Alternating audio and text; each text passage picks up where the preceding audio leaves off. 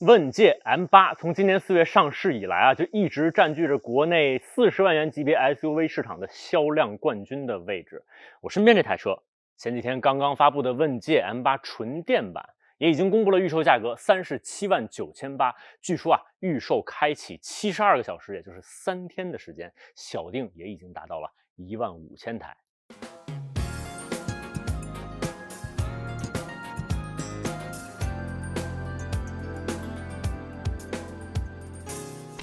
新版本的出现，当然就给了那些一直喜欢纯电车的用户一个新的选择，而尤其是像在北京，好多人只有电标的话，现在也可以来看看问界 M8这个纯电版了。新版本新增加了叶紫的外观配色和松露棕的内饰配色，而且纯电版还换上了一个新的前脸格栅，看上去更有棱角，也更年轻了一些。还有黑曜运动套件，像是前后车标、车灯装饰条、侧面的窗框，还有车侧饰条都可以选择黑化。还有这个新设计的21英寸的黑化运动车轮，再配上里面红色的刹车卡钳，真还挺帅。智慧灯光系统 2.0， 尤其是车尾那个好多用户特别喜欢的可以个性化的智慧交互尾灯，还有开启组合驾驶辅助之后，这儿点亮的那小蓝灯，情绪价值拉满。纯电版还是有2排5座和3排6座2种不同的车内布局可以选择。5座版当然就是后备箱的储物空间更大一些，而6座版本呢，自然就更适合家里人口比较多的用户选择。因为纯电版的车头啊没有增程器这个东西占据空间了，所以这儿设计出了一个149升的前备箱，轻敲2下车头这个位置，电动的前备箱盖就可以自动打开。这前备箱里边不仅空间够大，而且掀起这层地垫之后，你可以看到有2个胶塞儿，这个胶塞儿堵住的是2个向下的出水口。这样的话呢，哪怕是你曾经在前备箱里放了一些有味道的东西，比如像什么海鲜呀、咸鱼啊，或者我跑完越野比赛之后那种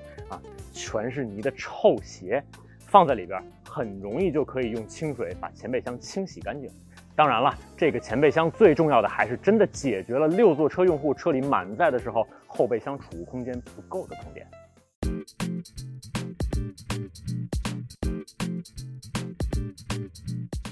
车内的布局和设计跟之前的增程版相比没有太大的变化，依然是这种超纤麂皮车顶、纳帕真皮的座椅，再加上车门和中央通道位置的木质饰板、镀铬饰条，还有前座背后的硬质背板，通过各种不同的材质搭配把车里面的这种氛围感和豪华感营造得非常充分。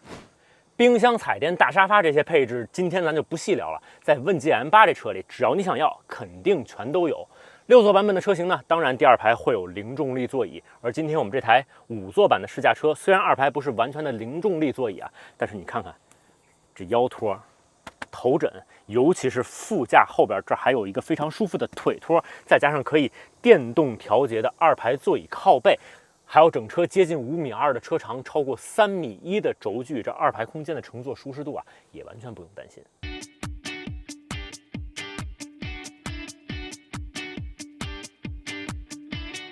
这台车开着真是顺从方向盘转向的手感到脚底下踏板踩下去之后那种响应的丝滑细腻的程度，整台车很容易就可以稳稳地控制它的车速和方向。而且这种顺的感觉不只是在你自己驾驶的时候，哪怕是打开了它的组合驾驶辅助，在遇到前面有红灯或者有慢车，甚至是有车突然夹到前面的时候，它整个的制动的表现都很稳，不会有那种突然的一脚重刹，会让人觉得开起来很踏实。底盘还是问界那种一如既往的舒适的调教风格，特别是那种大 SUV 特有的4平8稳的感觉。前双叉臂，后多连杆式的独立悬架，而且全系标配了闭式双腔空悬和连续可变阻尼减震器的配置组合，尤其是在舒适模式下，轻轻松松就可以化解到路面上各种各样的颠簸和震动。运动操控当然不是像问界 M8 这种车主要的产品点，但其实这台纯电版本的车型，尤其是在运动模式下，它整个底盘的调教好像确实比之前更紧致了一点，而且能给到驾驶员的反馈也变得更细腻、更丰富了一些。至于动力，应该就不用担心了吧？纯电车，而且今天这台试驾车还是一双电机4驱的版本，官方的0-100加速成绩只要4.8秒，足够怎么吧？因为没有增程器了，所以它开起来也比之前的增程版感觉好像要更安静了一些。而且前面也提到这台车底盘可以升高，有4驱，再加上它的最大涉水深度已经可以达到700毫米，所以虽然是一台主打家用、主打城市智能化的 SUV， 但其实离开城市，进入到一些郊外的非铺装路面的时候，绝大部分路况它都也可以应对，还是挺传统的。组合驾驶辅助方面，全车30个传感器，新车交付的时候就已经搭载了华为 ADS4，而且新增加了车载 ETC， 也可以无干预的通过高速上的 ETC 收费口，再加上这台车现在还可以识别潮汐车道和公交车道了。当然了，那些已经交付了的 M8 增程版的用户也别着急啊，这些功能马上在随后的 OTA 之后都可以实现。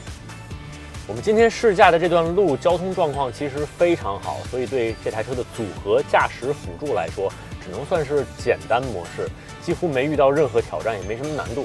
但有一说一啊，我之前也说过这话，在组合驾驶辅助这块，华为确实是目前国内市场上做的最好的，甚至没有之一。